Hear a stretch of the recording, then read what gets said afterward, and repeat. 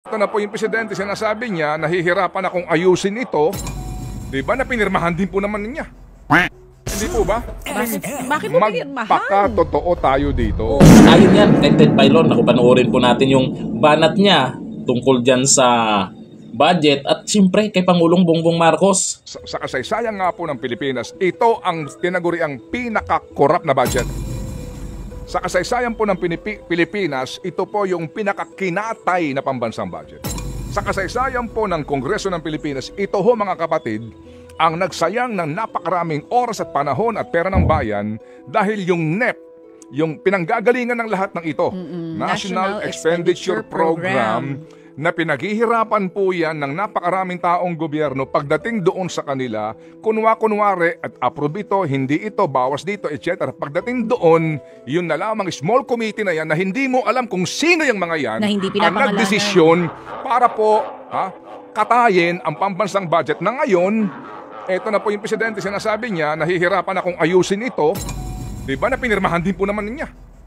Hindi po ba? Bakit mo pinirmahan? Magpaka-totoo tayo dito. Magpaka-totoo daw, ha? Ito ng Pangulo.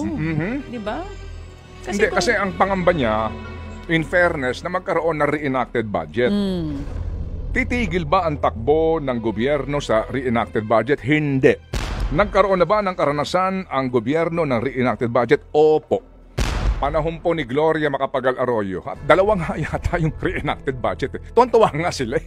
Opo, masama lang po ang indikasyon niyan sa ating mga investors, sa mga, alam niyo na, yung mga nagbibigay po ng rating sa atin, etc. Pero, yung reenacted budget na yan, hindi tatagal yan. Kasi maaari naman talagang muli, kung ito po mga kapatid ay kinatay-katay, ibalik sa kanila, mag-session kayo, mag-special session kayo, ayusin nyo, balik nyo sa akin ng Pebrero. Hindi humamamatay ang mga Pilipino.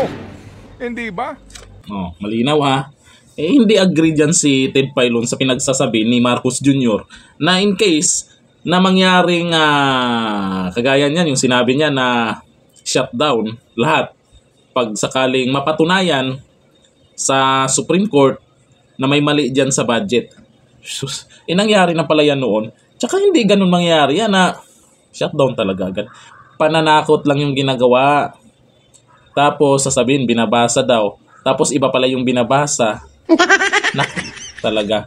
Tapos ngayon sasabayan nila yung mga vlogger na naman ang pinag-initan. Dan Fernandez. Yung mga vlogger ang pinag-initan nyo. Kasi ngayon may batas naman tayo. Kung naglabas ng fake news o paninira yung vlogger, di dapat kinasuhan nyo na. Hindi yung may pa ano na naman kayo, tricom na naman kayong nalalaman na. Sana Pabor pa rin sa mga vloggers yung ginagawa nyo. Pansin nyo, yung mga pinadalhan nyo ng sa LBC at kung ano yung pinadalhan yung invitation. Pansin nyo, nagpo-post pa yung mga vlogger. Proud na proud pa. O eto, kasama ako. Di ba? Napansin nyo ba? Yung mga vlogger na iniimbitahan, proud pa. Pinagpo-post pa nila. Ibig sabihin, hindi sila takot at mas gusto nila yun. Di ba? Mas sasabihin nyo, sinisiraan. Kung mayroon kasing batas tayo, kung paninira ng kagaya kay Dan Fernandez, may mga banat sa'yo, di ba? Congressman? Kung hindi totoo yan, kung balat sibuyas ka, congressman ka, pasok-pasok ka ng politika, tapos nahi-hurts ka kaagad, pag sinita ka, kasuhan mo, papatawag mo pa. Di mababawasan yung oras mo sa pangangampanya. Mababawasan yung oras mo sa paglilinis, sa pagdadakot ng mga basura, sa pagpapaligo sa mga senior, sa pagdadrive. Mababawasan yung oras mo doon. Sayang naman. Abangan natin yan. Dito lang, thank you. Bye-bye.